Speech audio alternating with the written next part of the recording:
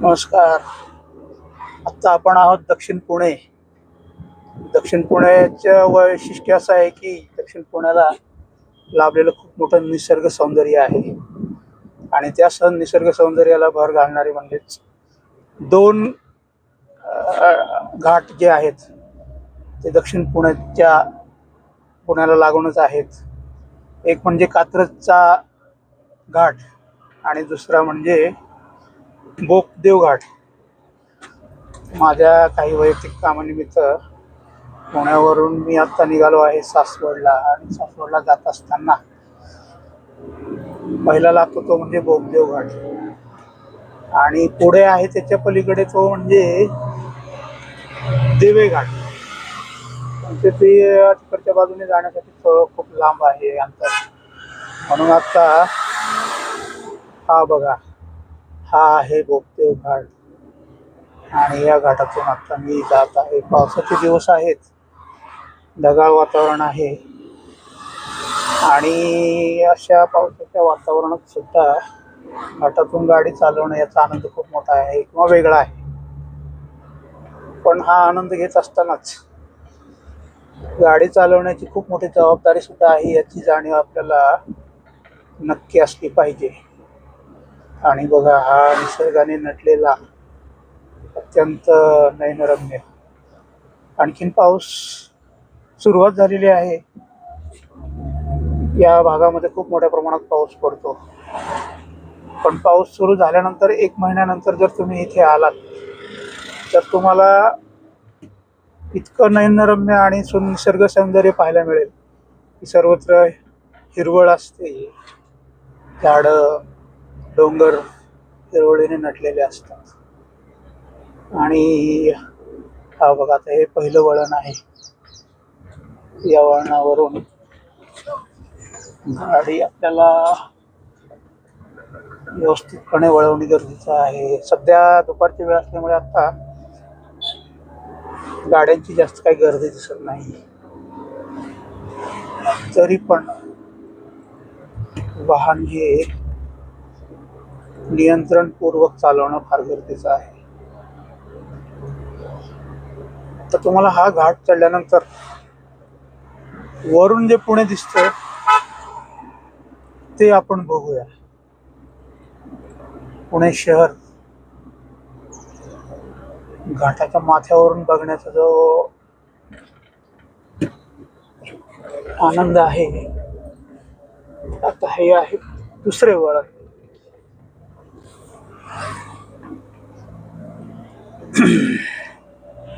रस्ता खूप छान बनवलेला आहे. यापूर्वीचा रस्ता इतका छान नव्हता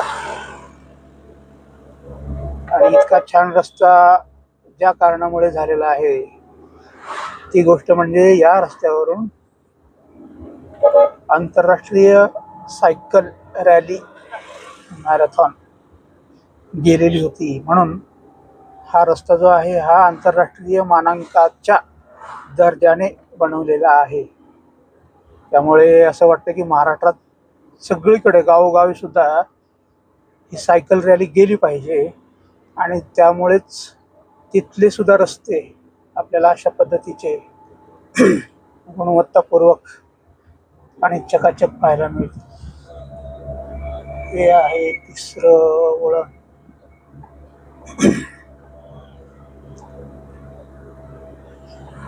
आणि आता आपण आलेलो आहोत घाटमाथ्याच्या वरच्या बाजूला.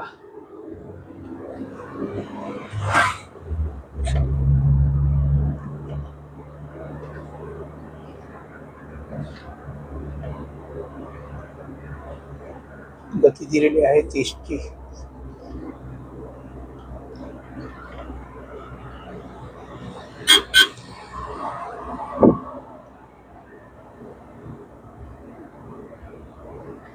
इथे गाडी थांबवण्यासाठी मनाई आहे.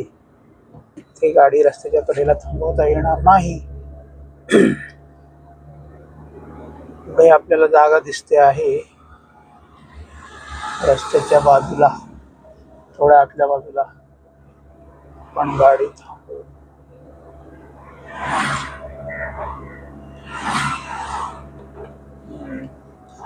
इथे गाडी थांबवलेली आहे. त्याचबरोबर इथे पोलीस यंत्रणा पण दिसत आहे. गाडी थांबवून बघू.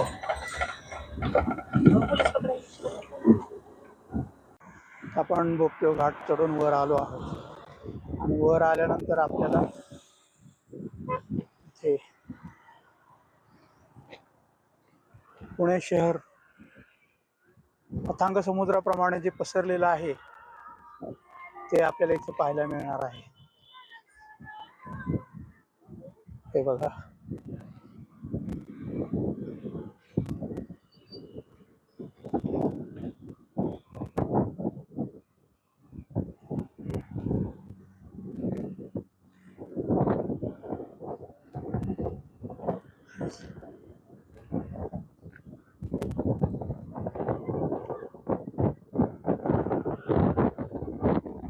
हे बघा, हे अशा पद्धतीने आपल्याला या घाटाच्या माथ्यावरून पुणे शहर अशा पद्धतीने आपल्याला पाहायला मिळतं.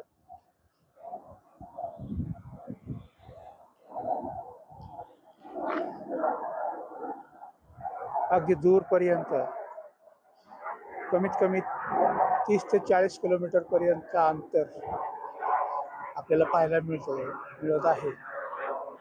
पण आता धुका असल्यामुळे वातावरण एवढं काही स्वच्छ नाही, त्यामुळे जितकं आपल्याला पाहता येईल तेवढं आपण या ठिकाणी पाहू शकतो. शक्यतो हा जो आनंद आहे पुणे शहर पाहण्याचा, माझ्या माहितीनुसार हा कोणत्याच ठिकाणाहून अशा पद्धतीने आपल्याला पुणे शहर दिसेल या ठिकाणाशिवाय असं वाटत नाही. म्हणून मी ज्या वेळी जेव्हा केव्हा या रस्त्याने कामानिमित्त जात असतो त्यावेळी नक्की निश्चितच इथे थांबून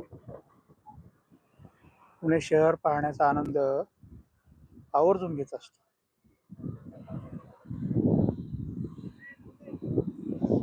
यानंतर या ठिकाणी खूप मोठ्या प्रमाणामध्ये सुरक्षा यंत्रणा बसवलेली आहे संरक्षण पोलीस खात्याने. कारण अशा या निर्जळ स्थळी कोणतेही अनुचित प्रकार घडू नयेत याची दक्षता आपल्याला पाहायला मिळत आहे. मोठमोठ्या प्रमाणात कॅमेरे सुद्धा पोलिसांनी बसवलेले आहेत. त्याचबरोबर पोलीस केंद्र सुद्धा आहे इथे, आणि त्याचबरोबर अशा पद्धतीने पुण्याकडून येणारी वाहतूक आपल्याला दिसते.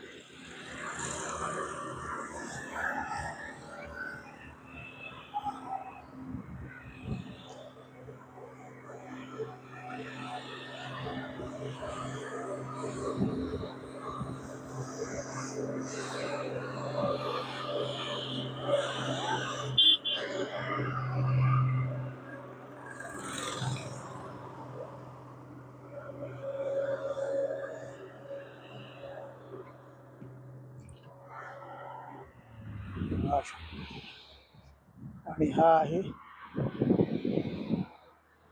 ही आहे पर्वतरांग, सह्याद्रीची पर्वतरांग सिंहगडाकडून आलेली.